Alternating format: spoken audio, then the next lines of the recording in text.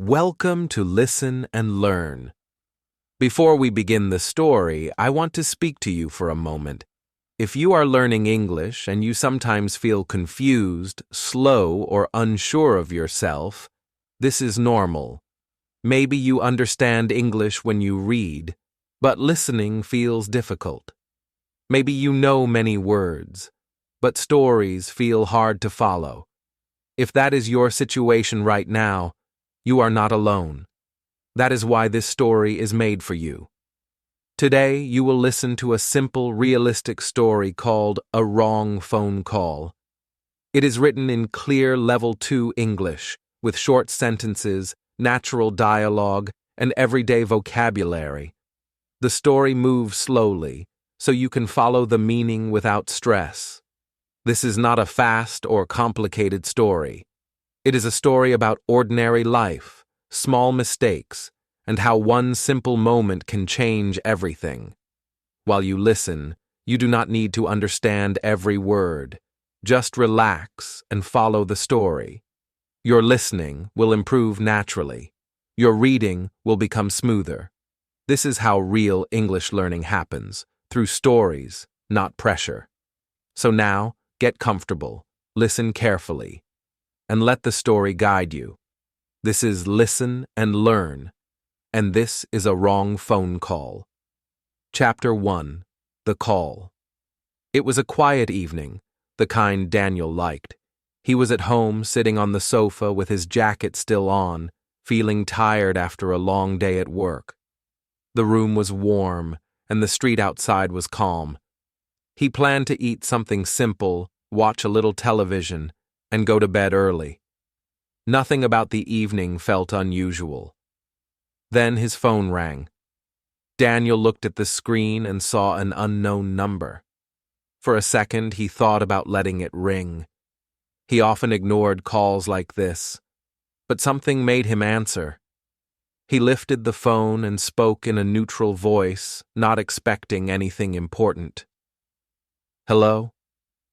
There was a short silence. Daniel could hear someone breathing. Then a man spoke. His voice was low and tense, as if he was afraid someone might hear him. The man did not say Daniel's name. "Are you alone?" the man asked. Daniel frowned and sat up straighter. "I'm sorry," he said. "Who is this?" "You're late," the man replied quickly. "We don't have much time." Daniel felt confused. "I think you have the wrong number," he said. "You're calling the wrong person." The man did not seem to hear him. He took a sharp breath. "This is the number I was given," he said. "You said you would help." Daniel stood up from the sofa. "I don't know you," he said more firmly. "I don't know what you're talking about." There was a pause, and for a moment Daniel thought the call had ended. Then the man spoke again, even quieter than before. "They're watching the building," he said. "I saw them across the street." Daniel felt a strange, cold feeling in his chest. "Listen," he said, trying to stay calm. "You've made a mistake. You need to call someone else." "You said 8 o'clock," the man continued. "You said call when it's quiet." "I didn't say anything," Daniel replied. "Please check the number." The man's voice began to shake. "If I don't hear from you soon," he said, "everything goes wrong." Daniel opened his mouth to speak, but the man kept talking. "I shouldn't be on the phone," he said quickly. "If they hear—" The call ended. Daniel stared at the phone in his hand. The screen was dark. The room suddenly felt too silent. He looked toward the door and then toward the window, even though he knew no one was there. His heart was beating faster now. "It was just a wrong call," he told himself. "That's all." He walked into the kitchen and poured a glass of water. His hand shook slightly as he drank. The cold water helped, but not enough. When he returned to the living room, he kept his eyes on the phone, half expecting it to ring again. Minutes passed. Nothing happened. Daniel picked up the phone and looked at the number once more. Still unknown. No name, no message. He tried to imagine the man on the other end of the call. He sounded scared. Not angry, not joking, just scared. Daniel turned on the television, but he did not really watch it. His thoughts stayed with the call. It did not feel like a prank. It felt too real, too urgent. After a while, he turned the television off and went to the window. He looked down at the street. Cars moved slowly. A couple walked past, talking and laughing. Everything looked normal, and that made the call feel even stranger. He closed the curtains and sat down again. He held the phone in his hand, feeling its weight. "If he calls again," Daniel said quietly, "I'll tell him he has the wrong number." He wanted to believe that was the end of it, but as he sat there in the quiet room, he felt something new growing inside him. Curiosity. Chapter 2. Something is not right. Daniel did not sleep well that night. He lay in bed and stared at the ceiling, listening to the quiet sounds of the building. Every few minutes, he thought he heard something.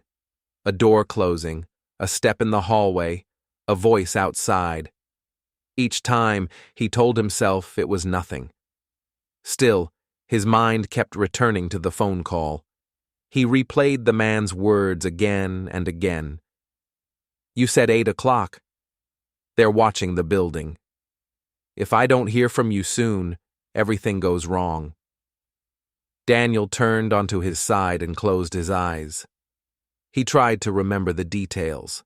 The man had sounded serious, nervous, not like someone playing a joke. Daniel had heard prank calls before. This was different. The voice had shaken slightly, and the man had spoken too fast, as if he was afraid of running out of time. In the morning, Daniel woke up tired. He sat on the edge of the bed and rubbed his face. For a moment, the call felt unreal, like something from a bad dream. But when he saw his phone on the table, the memory came back clearly. He picked it up and checked the call history. The number was still there. Unknown. No name. No information. Daniel tried calling it back, but the phone only rang twice before stopping. No answer. On his way to work, Daniel watched the people around him. Everyone looked normal. They talked, laughed, checked their phones, and hurried to buses and trains. No one looked afraid. No one looked like they were hiding from anyone. At work, Daniel tried to focus. He answered emails and spoke to customers. He smiled when he needed to. But the call stayed in the back of his mind. When his phone buzzed in his pocket, his heart jumped. Each time it was only a message or a notification. During his lunch break, Daniel thought about telling someone, maybe his coworker, Alex. Alex liked jokes and strange stories, but Daniel decided not to say anything. He did not want to sound foolish. It was just a wrong number after all. Still, the feeling would not leave him. That evening, Daniel returned home later than usual. He cooked dinner and ate slowly. He turned on the television, but again he did not really watch it. His eyes moved to the phone again and again. He remembered something new now. The man had mentioned a building. Not Daniel's building, probably. But still, the word stayed with him. What building? Where? And why did the man think Daniel could help? Daniel picked up the phone and checked the number again. Unknown. He searched online, but nothing came up. No name, no company, no location. He put the phone down and sighed. "Forget it," he said aloud. "You're thinking too much." He stood up and went to the shower. The warm water helped him relax. For a few minutes, he forgot about the call. When he finished and returned to the living room, he felt calmer. Then the phone rang. Daniel stopped walking. The sound felt louder this time, sharper. He stood still and looked at the screen from across the room. The number was unknown again. He did not answer right away. The phone rang again, then stopped. Daniel waited. His heart beat slowly but heavily. He walked closer and picked up the phone. "Hello?" he said. There was no answer. Daniel listened carefully. He could hear breathing, very soft. Someone was there. "Hello?" he said again. Nothing. "Who is this?" Daniel asked. The line stayed silent. The breathing stopped. After a few seconds, the call ended. Daniel lowered the phone and stared at it. This time his hands were cold. He felt a tight feeling in his chest. This was not normal. He sat down slowly. The room felt smaller now. The quiet felt heavy, as if it was pressing on him. He looked at the door, then at the window. Everything was locked. Everything was fine. But the silence on the phone had felt wrong. If it was a joke, why not speak? Why call and say nothing? Why breathe and then hang up? Daniel stood up and walked to the window. He opened the curtain a little and looked outside. The street was darker now. A few cars passed. A man stood near the bus stop looking at his phone. Nothing strange. Daniel closed the curtain. He sat back down and held his phone. He told himself again that he was safe, that nothing was happening, that the call meant nothing. But deep inside, a new thought had begun to grow. The first call was not a mistake, and the second call was not an accident. Something was not right. Chapter 3. The second call. Daniel slept even less that night. He woke up several times and checked the time on his phone. Each time, the room was quiet. No calls, no messages. Still, he felt tense, as if he was waiting for something. In the morning, he felt tired and slow. He made coffee and stood by the kitchen window, watching the street below. People walked past with bags and umbrellas. A normal day. Daniel told himself that yesterday meant nothing. The call was strange, yes, but strange things happened sometimes. By late afternoon, that calm feeling was gone. Daniel was at home again, sitting at the table with his laptop open. He was trying to read, but he kept losing his place. His phone lay next to him. He looked at it often, even when it was silent. Then it rang. Daniel froze for a second. The sound felt sharper than before. He looked at the screen. Unknown number. He answered. "Hello?" The voice came immediately this time, faster, louder, more afraid. "Why didn't you answer earlier?" the man said. "I called twice." Daniel stood up. "Listen," he said clearly. "You have the wrong number. I told you that before." "There's no time for this," the man replied. His words rushed together. "The plan must happen tomorrow morning." "I don't know any plan," Daniel said. "You're not listening to me." The man did not stop. "Everything is ready," he said. "The place, the papers, the car. But something feels wrong." Daniel felt his stomach tighten. "Please," he said.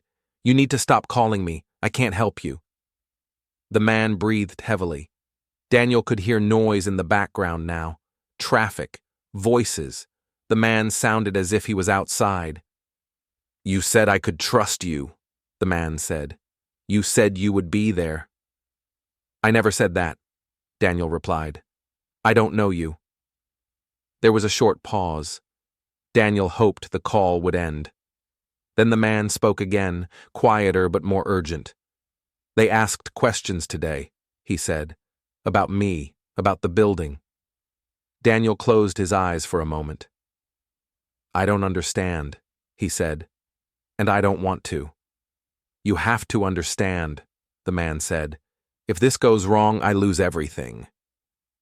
Daniel felt a strange pressure, as if the words were pushing against him. "You've made a mistake," he said again. "I'm not the person you want." The man laughed softly, but there was no humor in it. "That's what you always say," he replied.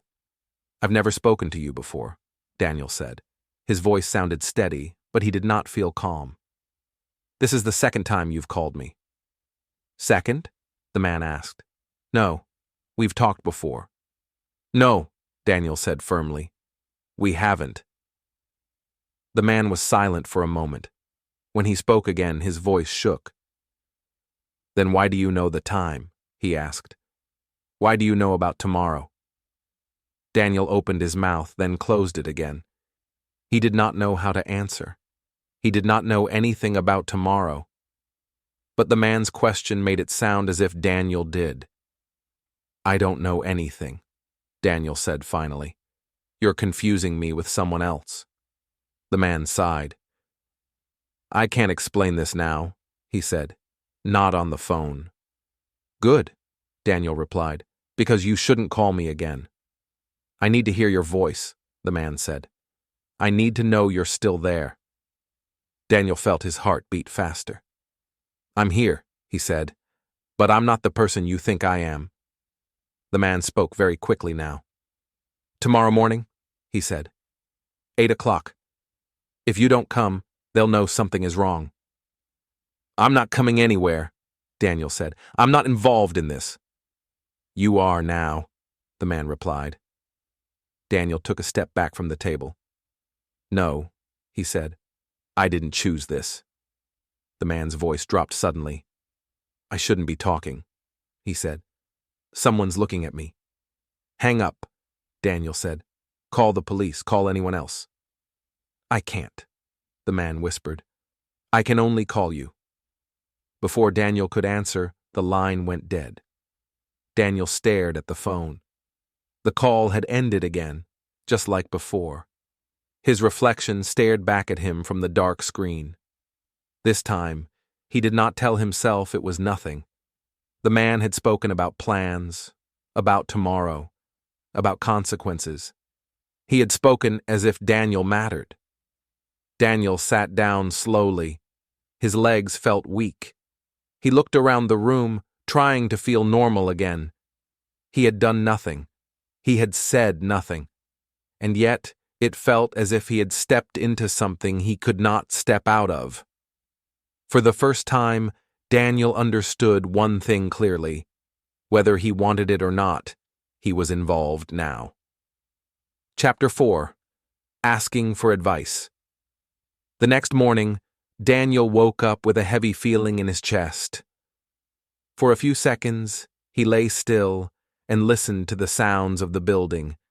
Someone closed a door. A lift moved. Everything sounded normal. Then he remembered the phone call, and the feeling returned. He got ready for work and left the apartment early.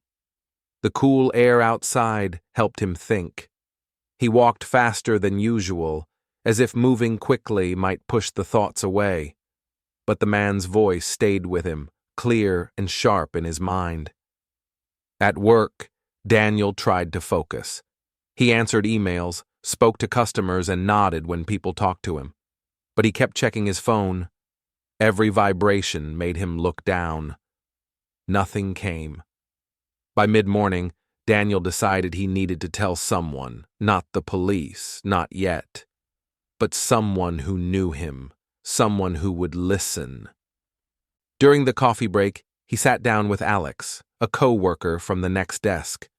Alex was always relaxed, always smiling. He enjoyed strange stories and often joked about them. "You look tired," Alex said. "Did you sleep at all?" "Not really," Daniel replied. He hesitated for a moment, then spoke. "I've been getting some strange phone calls." Alex's eyes lit up. "Strange how?" Daniel explained everything. He told Alex about the first call, the nervous voice, the talk about a building. He told him about the second call, the plan, and tomorrow morning. He tried to repeat the words exactly, so Alex would understand how serious it sounded. When Daniel finished, Alex laughed.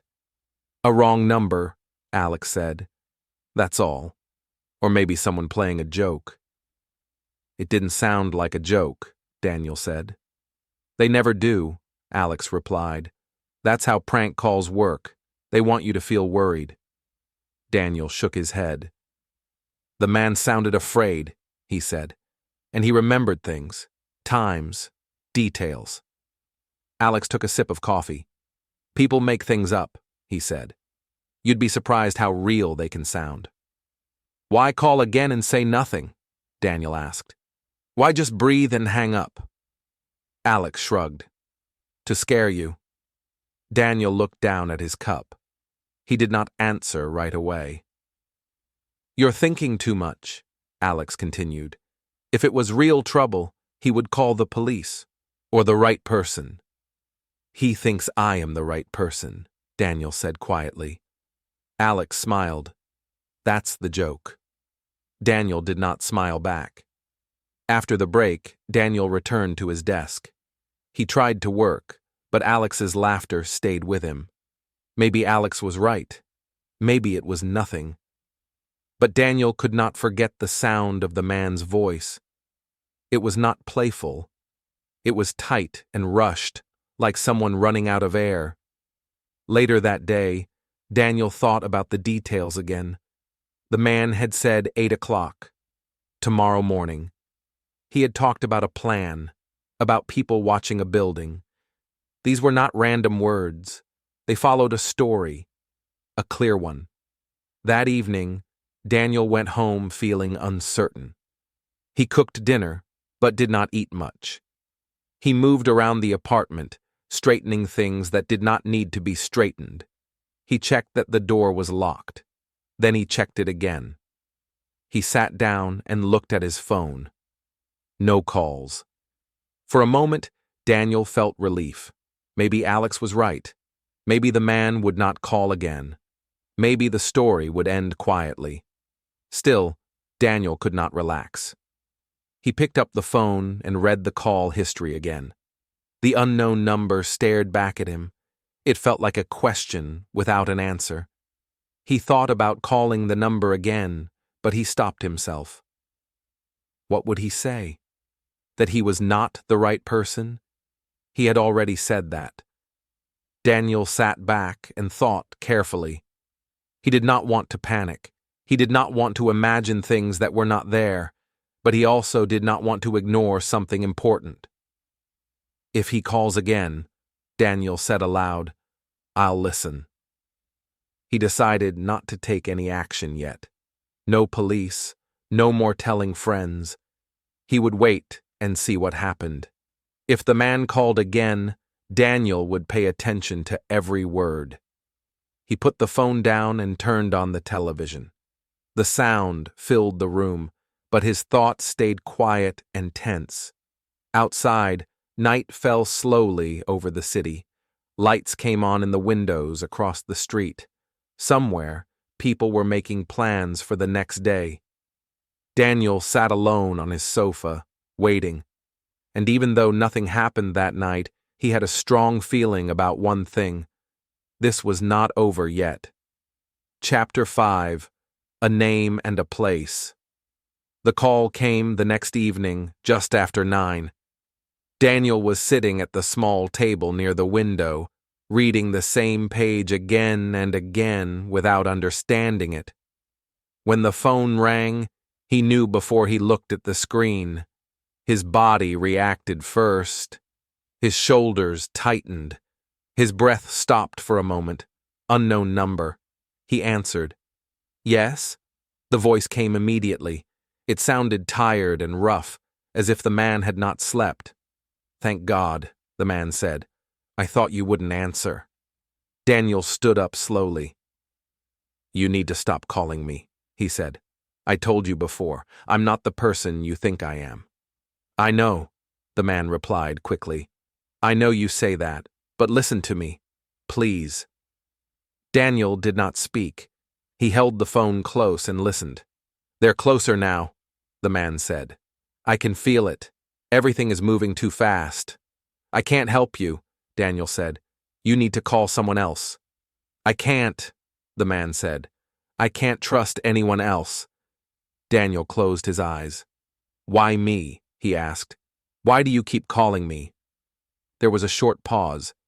Then the man said a name. Mark, he said. You said I should call you Mark.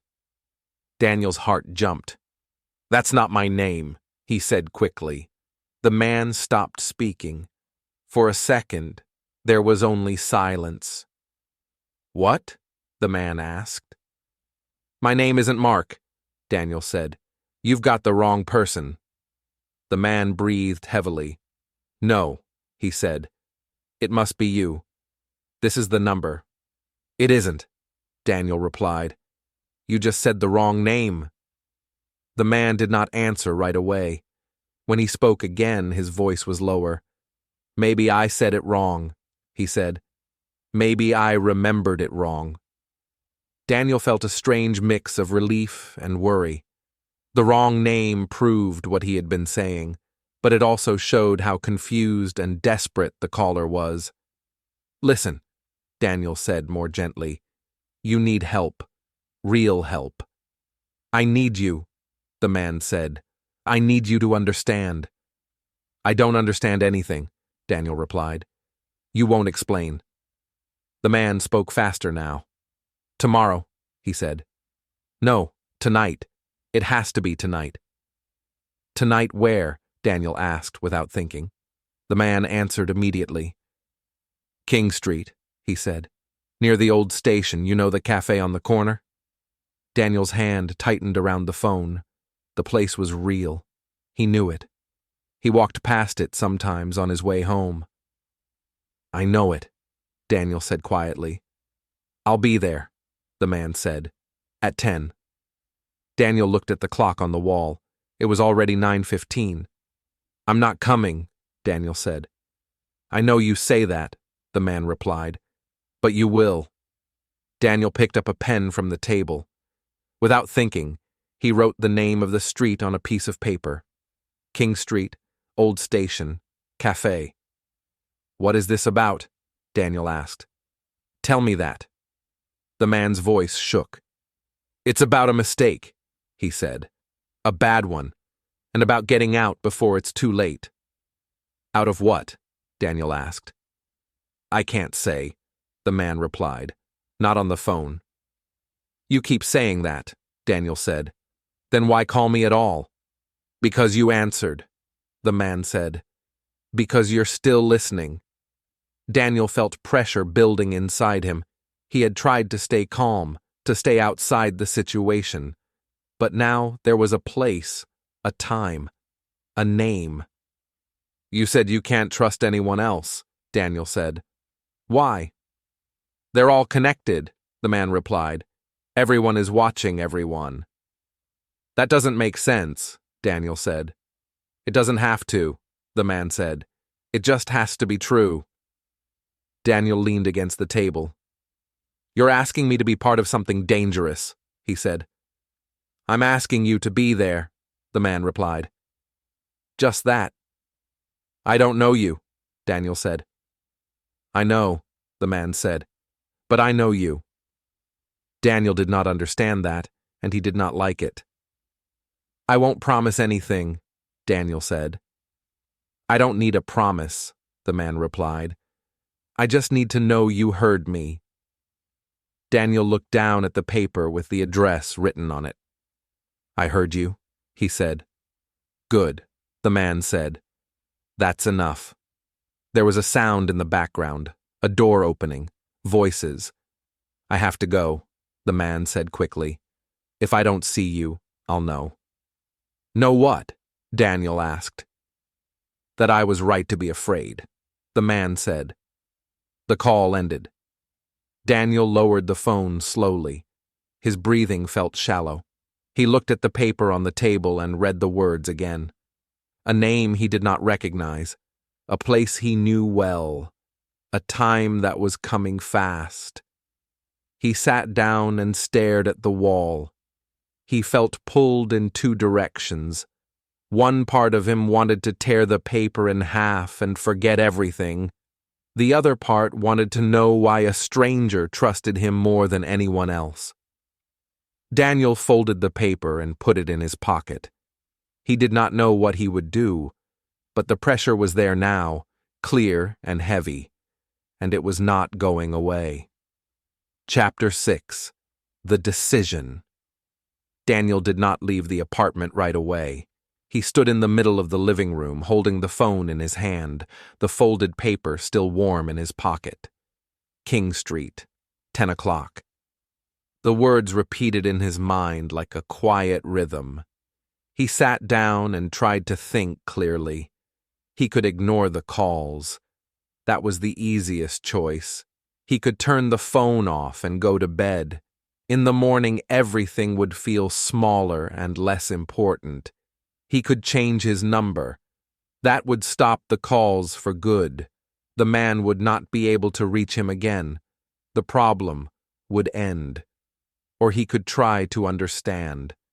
Daniel did not like that third option. It felt dangerous.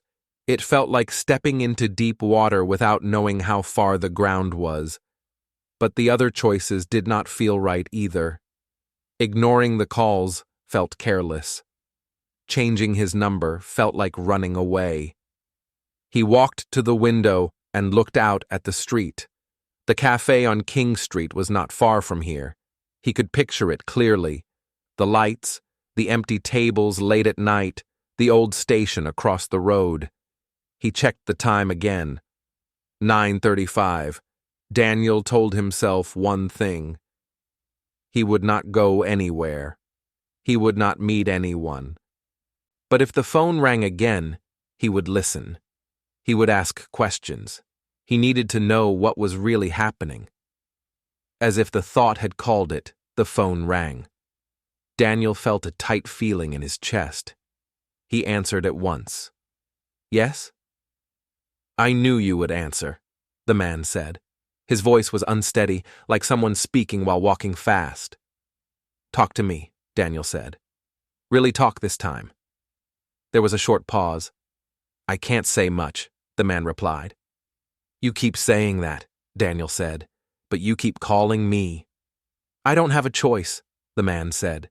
Neither do you. Daniel took a deep breath. Why are you afraid? He asked. Tell me that. The man hesitated. Because they're looking for me, he said. Who are they? Daniel asked. I don't know all their names, the man replied, but they work together. Daniel leaned against the wall. Why are they looking for you? I took something I shouldn't have, the man said quietly. What did you take? Daniel asked. I can't say, the man replied. Not yet. Daniel felt frustration rise, but he kept his voice calm. Then tell me this, he said. Why call me? Why not someone you know? I knew someone once, the man said. I trusted him. He made things worse. Daniel listened carefully. The man did not sound angry now. He sounded tired, broken. You said they were watching a building, Daniel said. Which building? The station, the man replied. The old one, that's where it started. Daniel looked at the clock again, 9:45. Are you there now? Daniel asked. No, the man said. I'm moving. Moving where? Anywhere, the man replied. Somewhere they can't see me. Daniel thought about the place again. The cafe, the station, the streetlights. You think they're following you? Daniel said. I know they are, the man replied. Every time I stop, I see the same car, the same faces. That could be your imagination, Daniel said. It isn't, the man replied. I checked. Daniel swallowed. Checked how? The man did not answer right away. When he did, his voice was lower. I changed buses, he said. I walked through a crowd. They stayed with me. Daniel felt a chill. He wanted to tell the man to call the police, but something stopped him. The man had already said he could not trust anyone else. Why trust me? Daniel asked again. Because you don't know me, the man said. Because you didn't ask for this. Daniel closed his eyes for a moment. That answer felt strange, but it also felt honest. What do you want from me? Daniel asked. Just listen, the man said. Just be there if I need to talk. And the meeting? Daniel asked. King Street. I don't know if I'll go, the man said. It depends. On what? Daniel asked. On whether they're still behind me, the man replied. Daniel felt the weight of the situation settle on him. He had not chosen this, but he was part of it now. Every question he asked pulled him deeper. You're in trouble, Daniel said quietly. Yes, the man replied. I am. And you think talking to me helps? It does, the man said. It helps me stay calm. Daniel looked around his quiet apartment. Nothing had changed, and yet everything felt different. I won't meet you, Daniel said. Not tonight. I understand, the man replied. I didn't expect you to. Then why give me a place and time? Daniel asked. So you would know I was serious, the man said. Daniel was silent. I need to go, the man said after a moment. My battery is low. Will you call again? Daniel asked. If I can, the man replied. The call ended. Daniel lowered the phone and sat down slowly. His mind felt full and empty at the same time. He had asked questions. He had received answers. But those answers only led to more questions. He looked at the paper again and then at the phone. He had made his decision. He would not run. He would not act without thinking. He would wait. Chapter 7. The Meeting. The phone rang just before 10. Daniel was standing near the window, looking down at the street. He had not turned on the television. He wanted the room to stay quiet. When the phone rang, he did not jump this time. He already knew who it was. He answered. Yes, he said. I'm going there, the man said at once. His voice was tight and hurried. I didn't plan to, but I don't see another choice. Daniel closed his eyes. I told you, he said. I'm not meeting you. I know, the man replied. I'm not asking you to meet me. Then what are you asking? Daniel said. I'm asking you to be there, the man replied. Just to see. Just to know. Daniel felt his chest tighten. That doesn't make sense, he said. It does to me, the man replied. If someone is there who shouldn't be, I need to know.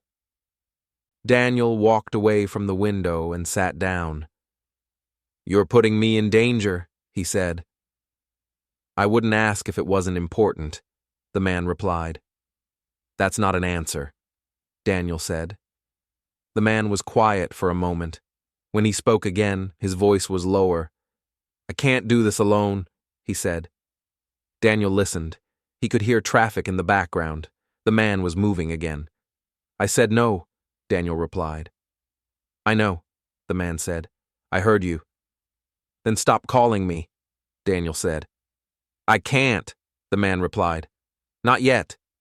Daniel felt anger rise, but he pushed it down. Why that place? He asked. Why King Street? Because that's where it ends, the man said. One way or another. Daniel stood up again. He looked at the clock. 10 minutes past 10. I won't talk about this anymore, Daniel said. You don't have to talk, the man replied. Just watch. Daniel shook his head. No, he said. There was a pause. The man breathed slowly into the phone. I'm scared, he said. The words landed heavily. The man had not said that before, not clearly. Daniel did not answer right away. I won't ask again, the man continued. If you don't come, I'll understand. The call ended. Daniel lowered the phone. His heart was beating faster now. He stood still, listening to the quiet room. He could stay where he was. Lock the door. Turn off the lights. Go to bed. In the morning, the night would feel unreal. He walked to the table and picked up the folded paper. King Street, Old Station, Cafe. Daniel sat down and thought carefully. He told himself he was not agreeing to anything. He was not helping. He was not meeting anyone. He would only watch. He put on his jacket and checked his pockets, phone, wallet, keys. He hesitated at the door, then opened it and stepped into the hallway. The air outside was cool and still. The city felt quiet, as it often did late at night. Daniel walked quickly, but did not run. He kept his head down and his eyes open. As he got closer to King Street, his steps slowed. Every sound felt louder. A car passing, a door closing, footsteps behind him.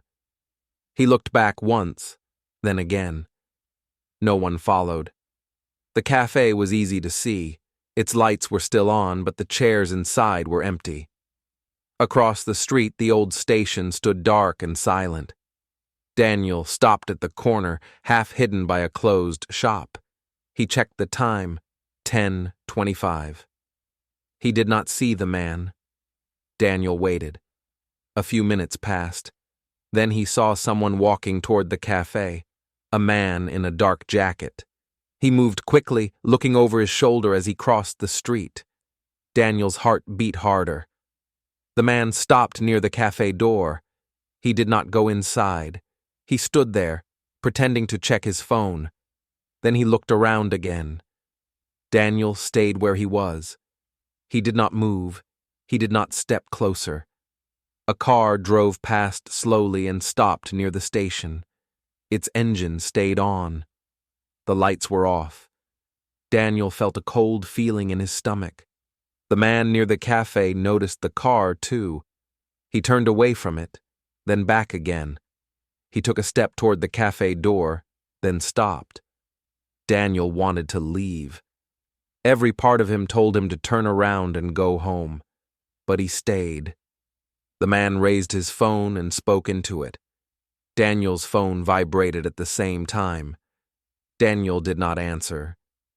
The man near the cafe lowered his phone and looked around again. His shoulders were tight. He looked smaller now, less certain. The car near the station did not move.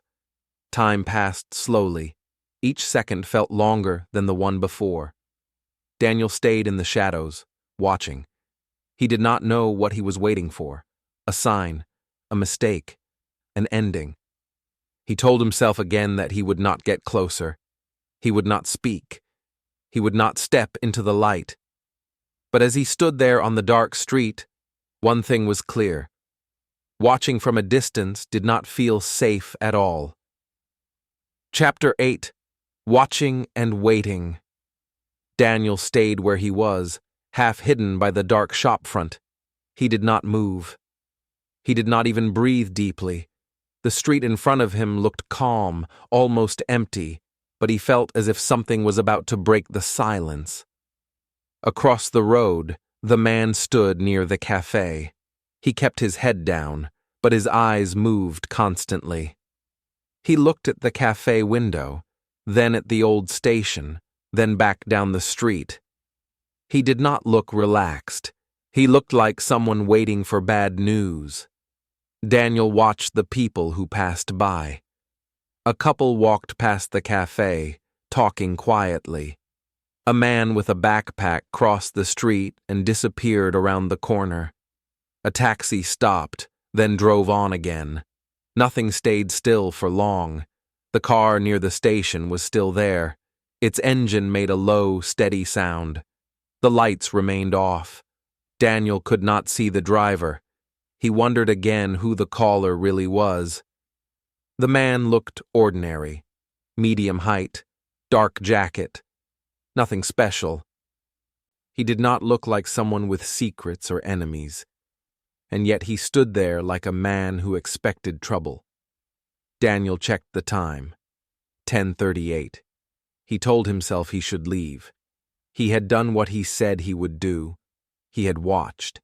He had seen enough. But his feet did not move. The man near the cafe raised his phone again. He spoke quietly, turning away from the street. "I'm here," the man said. Daniel heard the words clearly.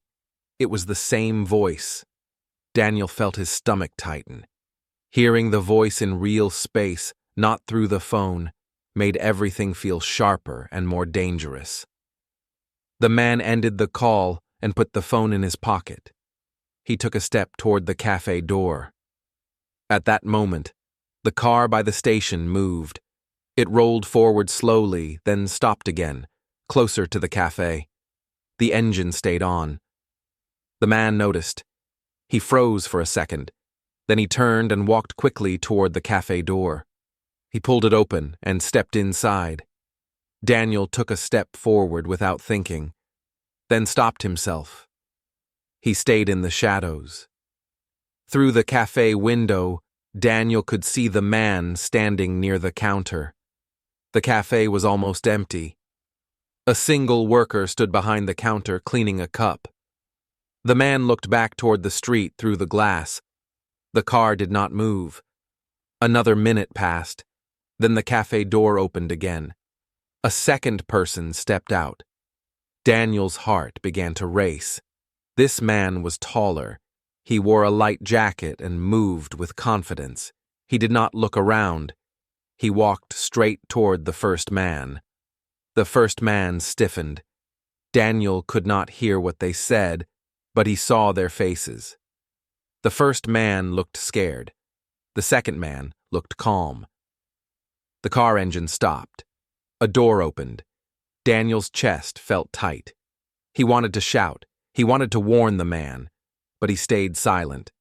The taller man touched the first man's arm, not roughly, almost politely. He said something, leaning closer. The first man shook his head. The taller man's face hardened. He spoke again, more sharply.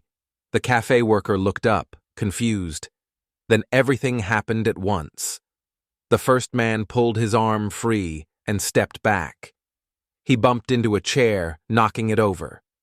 The sound echoed loudly in the quiet street. The taller man reached into his jacket.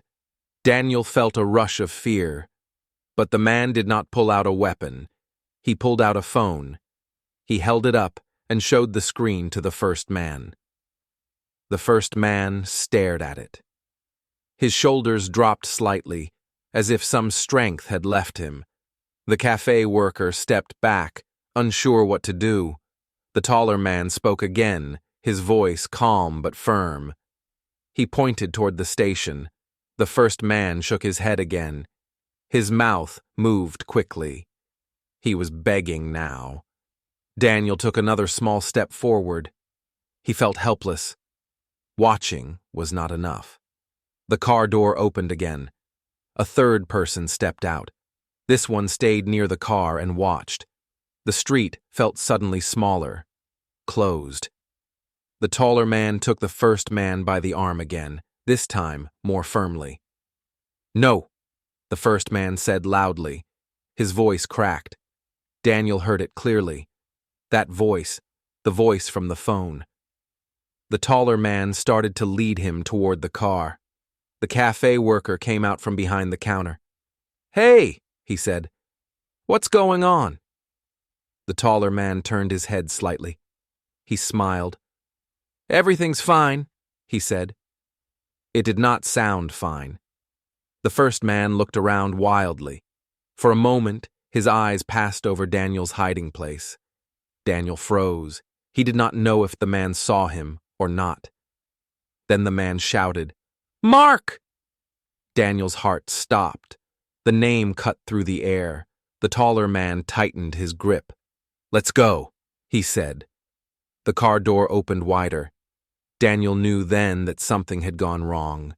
Whatever the man had planned, whatever he had hoped for, it was over.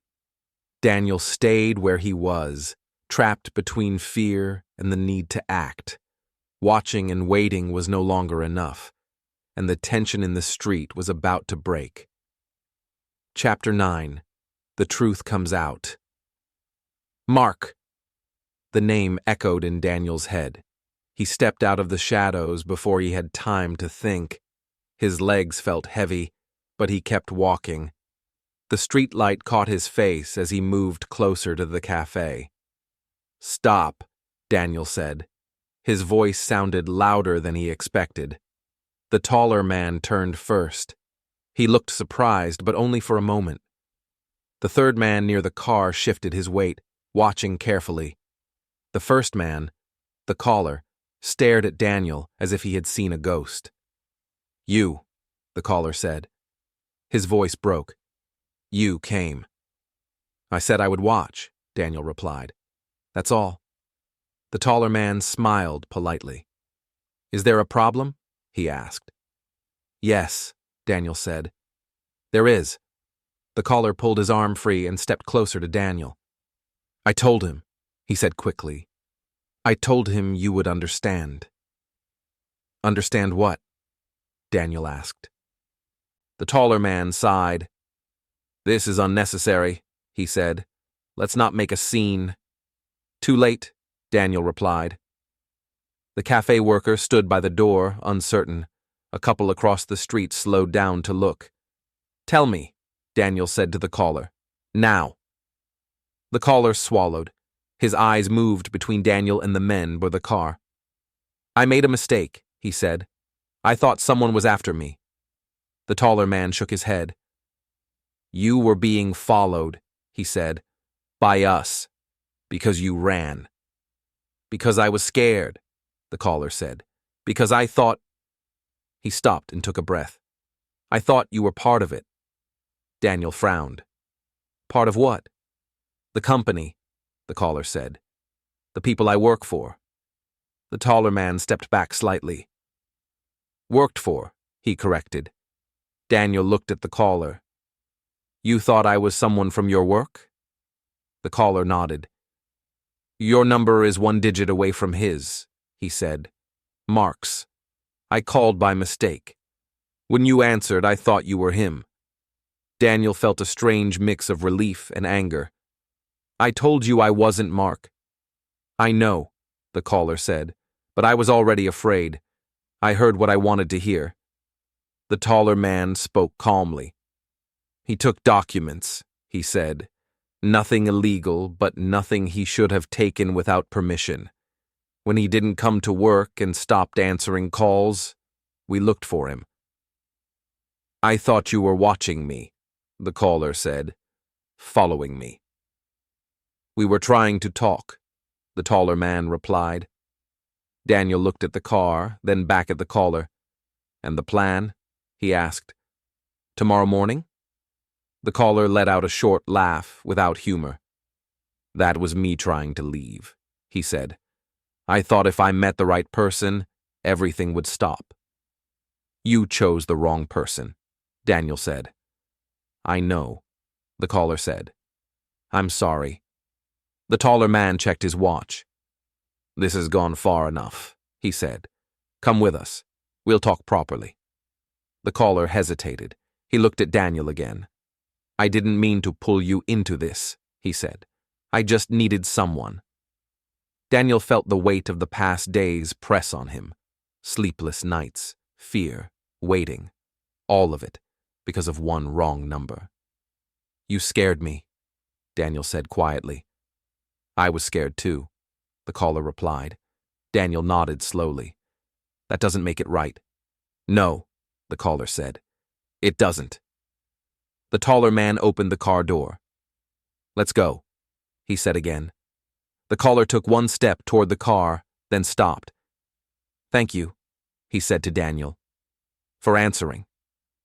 Daniel did not know what to say. He watched as the caller got into the car. The door closed. The engine started. The taller man looked at Daniel one last time. "I'm sorry for the trouble," he said. "This didn't need to happen." "No," Daniel replied. "It didn't." The car pulled away and disappeared down the street. The third man followed on foot, his steps steady and unhurried. The cafe worker came closer. "You okay?" he asked. "Yes," Daniel said. "I think so." The street slowly returned to normal. The cafe door closed. The couple walked on. The noise of the city filled the space again. Daniel stood alone under the streetlight. He felt tired, but lighter. The tension that had lived in his chest for days began to loosen. A wrong number, a wrong name, a wrong assumption. All of it had grown into something real and frightening. Daniel took a deep breath and turned toward home. He walked slowly, feeling the night air on his face. The phone in his pocket stayed silent, and for the first time since that first evening, the silence felt right. Chapter 10. Consequences. Daniel did not go straight home. He walked past his building and kept going, letting his feet choose the direction. The night felt cooler now, calmer. The streetlights looked the same as always, but Daniel felt different, as if he had stepped out of something heavy and dangerous. His phone stayed quiet in his pocket. He stopped near a small park and sat on a bench. For a few minutes he did nothing. He just breathed. Slowly his heart returned to its normal rhythm. The images from King Street played again in his mind. The car, the men, the caller's voice when he shouted the wrong name. Mark. One small mistake. Daniel shook his head. If he had not answered that first call, none of this would have happened. If the man had checked the number more carefully, the calls would have gone to someone else. A stranger's fear had found the wrong place to land. After a while, Daniel stood up and went home. Inside his apartment, everything looked the same as before: the sofa, the table, the quiet kitchen.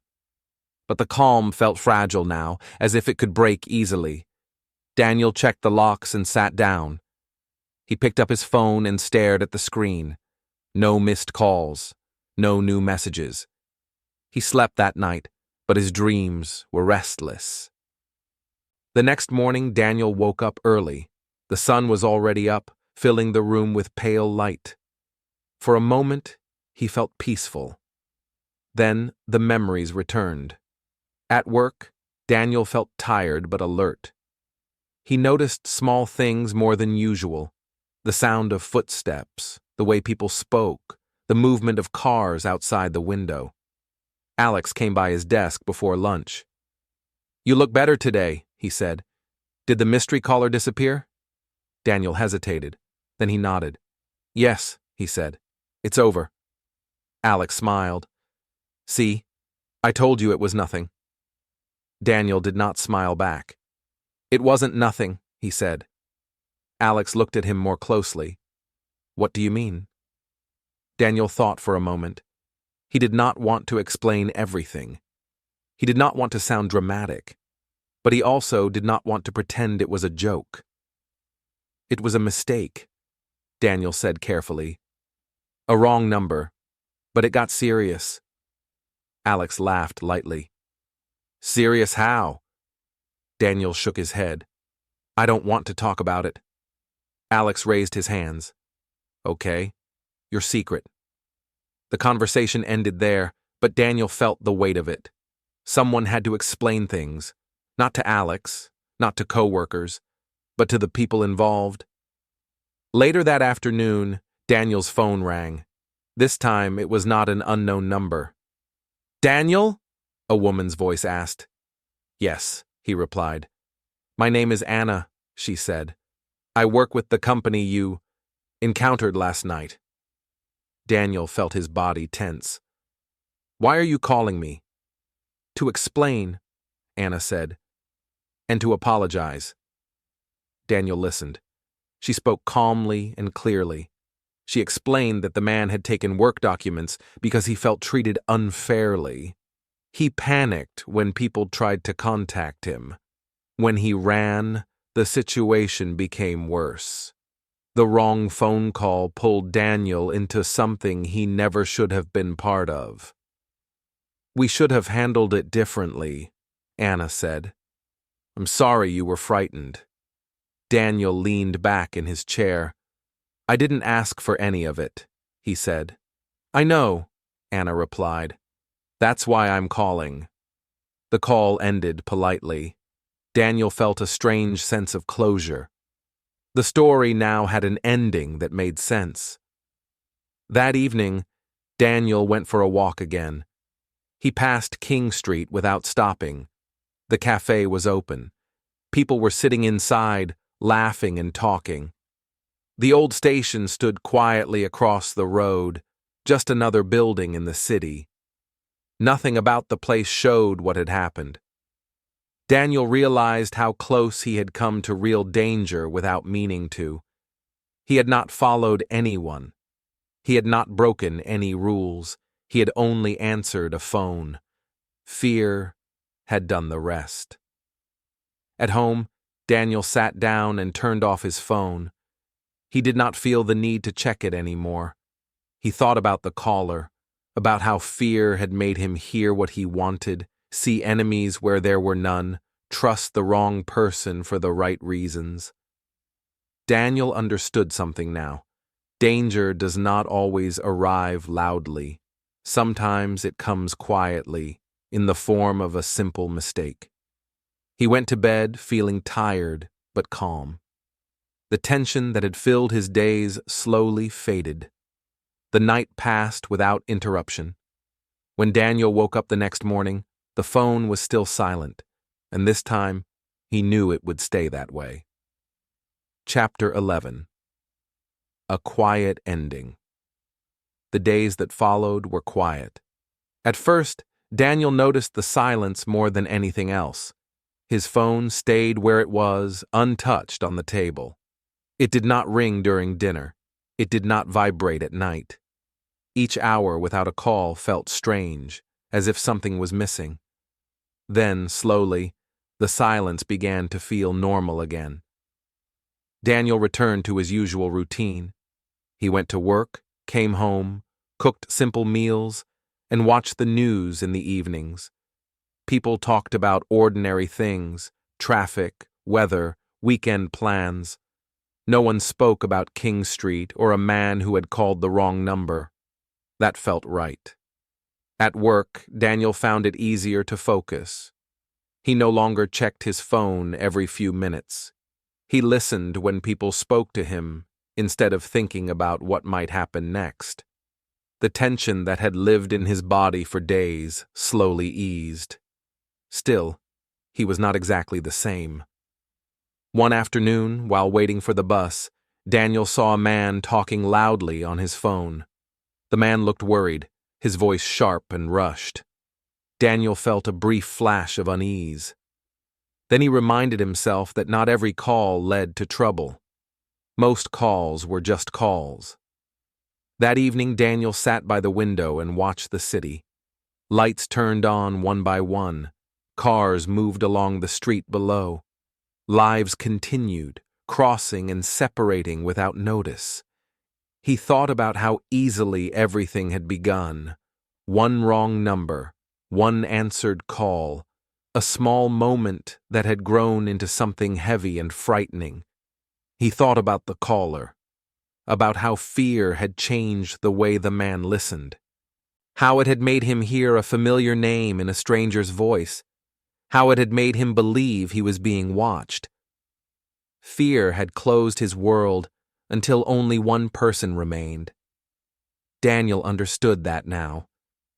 He also thought about himself, about how curiosity had kept him listening, how a need to understand had pulled him closer instead of pushing him away.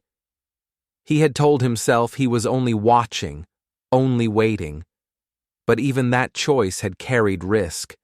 Life did not always give clear warnings. Sometimes, it simply asked a quiet question. Will you answer? Daniel picked up his phone and looked at it. No missed calls, no unknown numbers, just a normal screen. He put it down again and smiled slightly.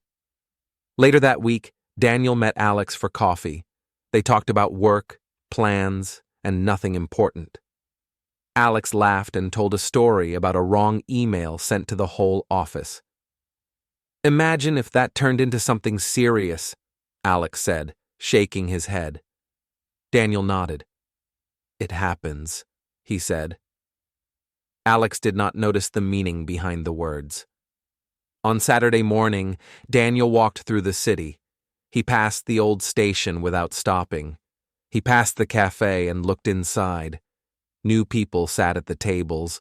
The chairs were in place. Nothing showed what had happened there. Places did not remember. People did. Daniel continued walking, feeling the movement of the city around him. Strangers passed close by, then moved away. Their lives touched his for a second, then separated again. He realized how fragile those moments were, how easily two lives could cross, change each other, and then move on. That night, Daniel sat in his apartment and read a book. The room was quiet, the kind of quiet he had always liked, safe and predictable. He paused for a moment and listened. No ringing phone, no nervous voice, no urgent words, just silence. Daniel felt relief, but also something else. Awareness. He knew now that mistakes did not always stay small, that misunderstandings could grow if fear was allowed to lead, that listening mattered, but so did clarity. Most of all, he understood that ordinary lives could touch danger without meaning to. Not through bad choices, not through crime, but through simple human error. Daniel closed the book and turned off the light. He lay in bed and felt calm settle over him. The night passed quietly, and when morning came, it felt like a new beginning. Chapter 12. Looking back. A few weeks later, Daniel sat in the same place where it had all begun. It was evening again. The room was warm. The street outside was quiet. Cars passed slowly, and a soft light came in through the window. Everything felt familiar. Daniel held his phone in his hand, not because he expected it to ring, but because he remembered when it had. He thought back to that first night. How ordinary it had felt. How tired he had been. How close he had come to letting the call go unanswered. If he had ignored it, nothing else would have followed. The nights of waiting, the fear, King Street, the man shouting the wrong name. Mark. Daniel shook his head gently. One small mistake. One wrong number. It was strange to think how quickly things could change.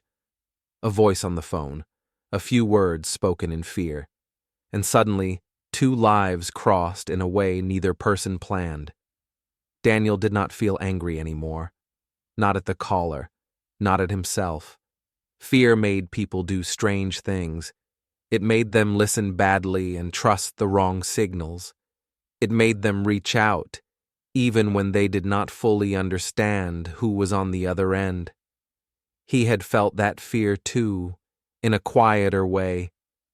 He remembered standing in the shadows on King Street, watching, waiting, telling himself he was not involved. He had been wrong about that. Being there, even at a distance, was already a choice. Still, it had ended without disaster. That mattered. No one had been hurt, no sirens, no headlines, just confusion, tension, and then release. Life had closed the door gently instead of slamming it shut. Daniel placed the phone on the table and leaned back. He thought about how often people misunderstood each other, how often words failed, a name heard wrong, a silence understood as agreement, a pause taken as a promise. Communication was fragile. It depended on calm, on clarity, on timing. When fear entered, those things slipped away easily. Daniel understood now how thin the line was between ordinary life and something much darker. He had not crossed it, but he had seen it clearly. That knowledge stayed with him. In the days since, Daniel had answered his phone differently, more aware, less distracted. He listened carefully, but he also asked questions. He did not assume. He did not rush. Most calls were simple: friends, work, everyday things, and that was good. The wrong phone call had not changed his life, but it had changed how he saw it. He stood up and walked to the window. Below, people moved through the street. Each one carried their own worries, their own plans, their own mistakes. Most of them would never meet each other again. Daniel watched them for a moment, then stepped back. He did not think of the night as something dramatic anymore. It was just a reminder, a quiet one, that even small moments mattered, that fear could grow quickly, that understanding took effort, and that sometimes a story ended simply because people finally spoke to the right person. Daniel turned off the light and went to bed. The phone stayed on the table, silent and still. He did not feel the need to check it. The story was over. Thank you for listening. If you enjoyed this story and it helped you practice your English reading and listening, please take a moment to like this video. It helps the channel grow and reach more learners like you. If you want to improve your English through simple, real-life stories, remember to subscribe to Listen and Learn. New stories are added regularly to help you build confidence, vocabulary, and understanding step by step. You can also leave a comment below. Tell me, which part of the story was easiest to understand, or which part was difficult? Your answer will help you learn, and it will help other learners too. Keep listening, keep learning, and I'll see you in the next story.